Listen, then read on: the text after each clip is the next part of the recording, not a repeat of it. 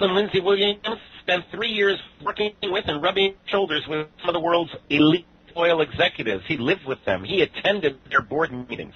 He's the author of the eye-opening book, The Energy Non-Crisis, and he is genuinely inside with the insiders. His latest presentation on DVD, Secrets of the Elite, contains 3 hours of new information, including divisions among the elite, the fate of the U.S. dollar, and much, much more. He joins us every month to bring us the latest information on globalist strategies and activities.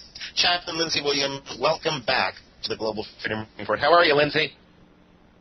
It is a privilege to be with you today, Brent, and it is amazing how many things can happen in 1 month. Well, that's why I like to have you back every month, because things are moving very fast. Last month I asked you about the role North Korea plays in the globalist agenda. At the time you said you'd never asked about it. Have you been able to get me an answer to that? Still haven't gotten anything about Sharia except that they want to put Sharia law into all of the nations in the Middle East as they give them over to the Muslim Brotherhood. Hang on, Lindsey, I wasn't asking about Sharia. I was asking about North Korea. Oh, I'm sorry. I apologize. No, I have not been able to get an answer about North Korea.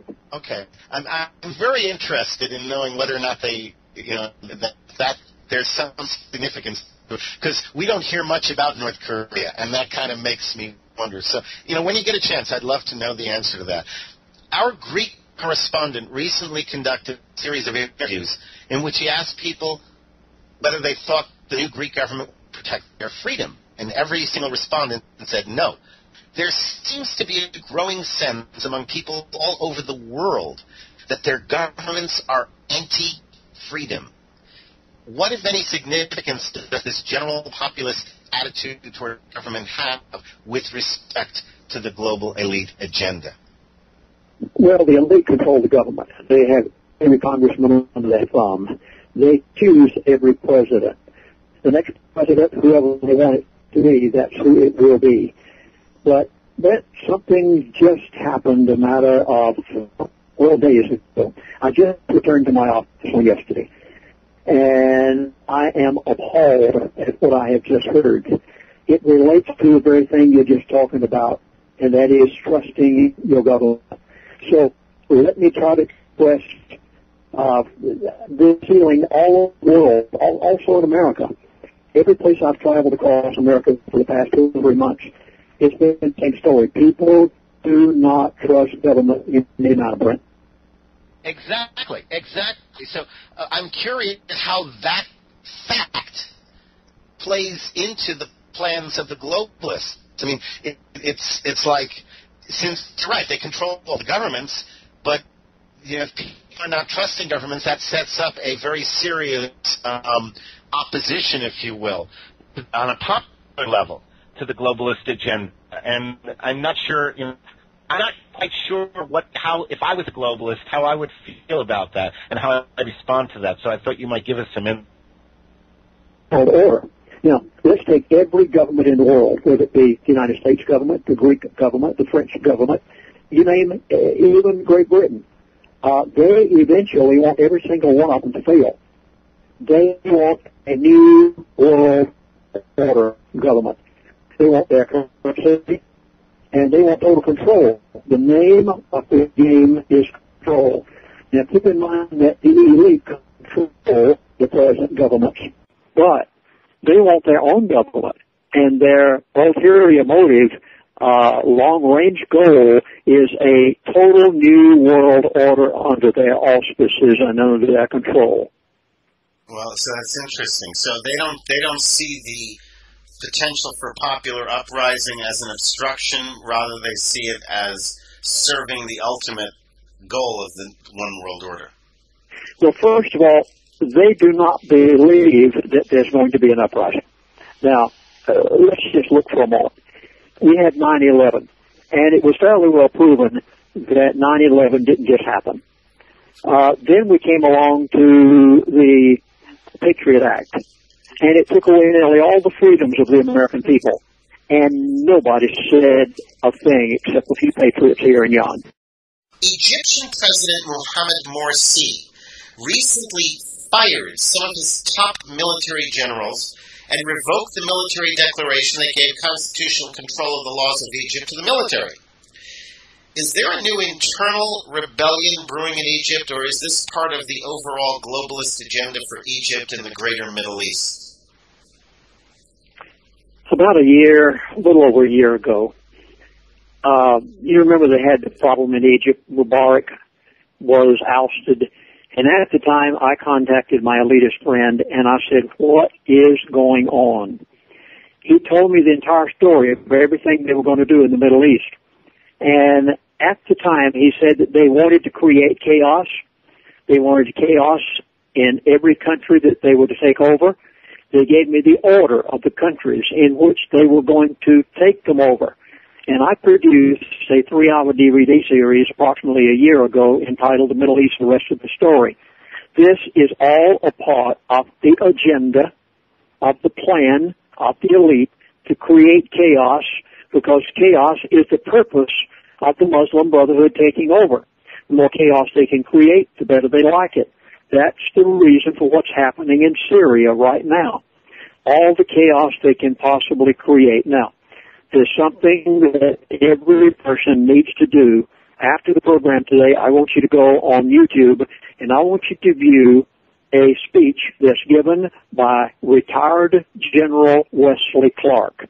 If you haven't seen this, it will be one of the greatest eye-openers you can possibly imagine. Retired General Wesley Clark on YouTube, he states that he walked into the State Department one day, and they told him, they said, we are going to oust the governments of each of the following countries, and they named them in order.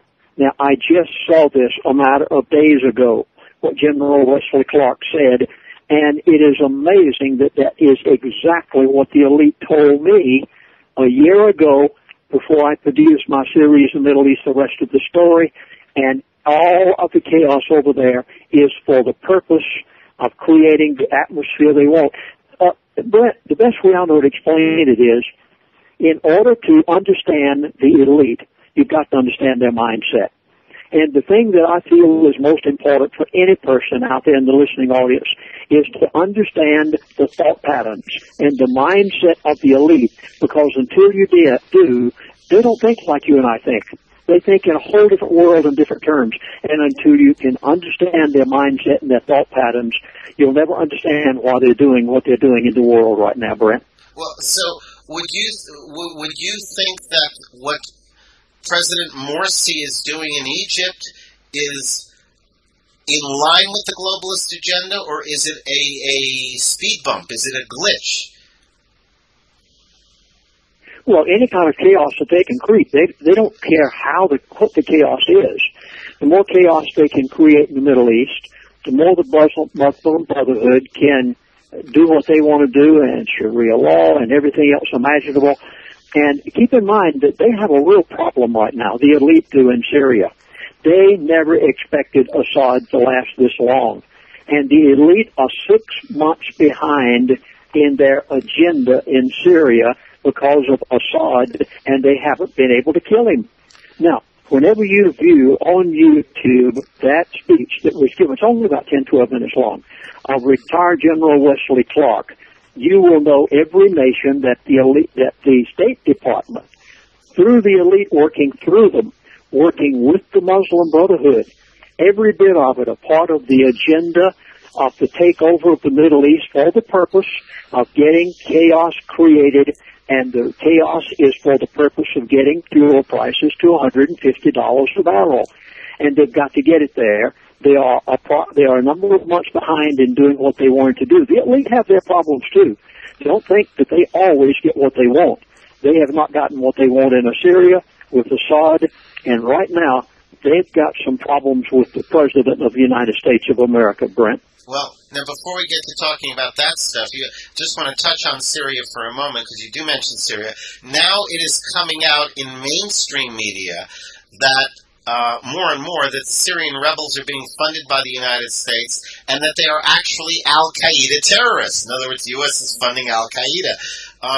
From that globalist perspective, does Al-Qaeda play a role in the developing situation in Syria and in the developing chaos in the Middle East in general? Oh, they positively do. This is what's so interesting, what you're just asking, because 1 year ago, in fact, a little over 1 year ago now, when I called my elitist friend, and he told me every bit of this, and I told it 1 year ago in my 3-hour DVD series entitled The Middle East, the rest of the story, and much of that DVD series is still in the process of having its fulfillment.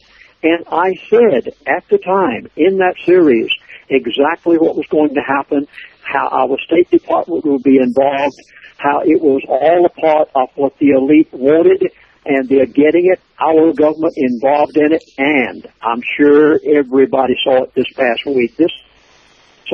Within the past week, our president of the United States of America, I heard him with my own, I don't even like to listen to the man anymore, but I did hear this one. I heard in his own voice, he said, Assad, don't you dare use chemical weapons against your people in Syria. Oh, people, I hope that you understand enough of the mindset of the elite to understand that this is exactly the same line used by President Bush when he wanted to go into Iraq. Yep. And get you know who. Yep. And he said weapons of mass destruction. And he knew all the time there were no weapons of mass destruction there. He wanted to get the American people mentally set up to go into Iraq and kill the leader, murder him. They're trying to do the same thing right now. What right do we as a country have to go into any country and murder any leader? But the elite want it, and they are forcing our State Department to do it, and we are funding those rebels exactly as you have just indicated. And now our president had the audacity to come back this week and say, chemical weapons. He knows good and well there are no chemical weapons over there. The elite are 6 months behind in getting rid of Assad, creating chaos in Syria so they can go into Saudi Arabia, get the price of crude oil to $150 a barrel, and they're months behind. They're getting desperate, and they are forcing our president right now to get America involved in something that could be so catastrophic, because Mr. Putin of Russia has already said, America, England, the United Nations, don't you do it. He said, if you do, Russia will take action. People don't have the slightest idea how we're on the verge of some catastrophic events, and our president is being forced because of the elite's dilemma of not being able to get rid of Assad. Brent? Well, now, it's interesting with all the stuff you're talking about. Now let's add to the mix, stay in the region of the world and add to the mix. There continues to be all kinds of chatter about a war in Iran being imminent. Now, you had previously indicated there would be no war with Iran. What is the latest on a possible war between Israel and Iran?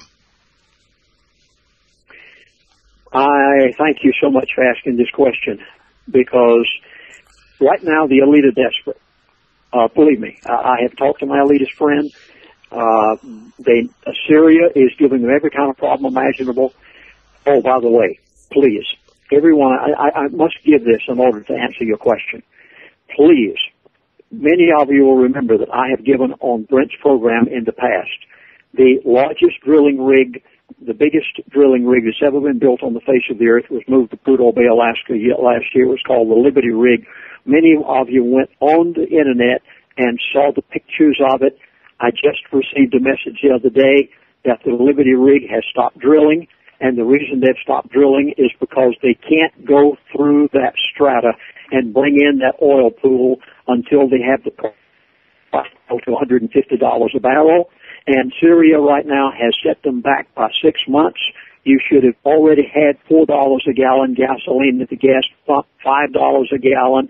But because of what Assad has done in Syria, now, of course, we've gotten into the elite have gotten into the mess over there, and as a result of being set back in their program.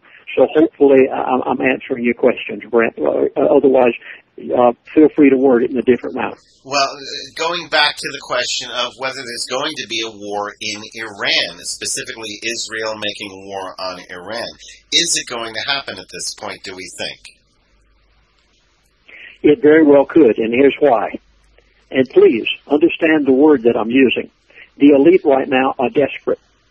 They are 6 months behind in Syria because of Assad. I am very, very concerned with what I am hearing whenever I talk with them on the phone recently about the fact that they may have to close the Strait of Hormuz in order to get the price of crude oil to $150 a barrel. In order to do it, they've got to get Iran involved, and whenever you do, you automatically get China involved because China gets as much oil from Iran. You get India involved because India likewise gets oil now from Iran and is paying it in outright gold. Not to mention and I Russia. am very concerned. Not to mention Russia. Yes, so true.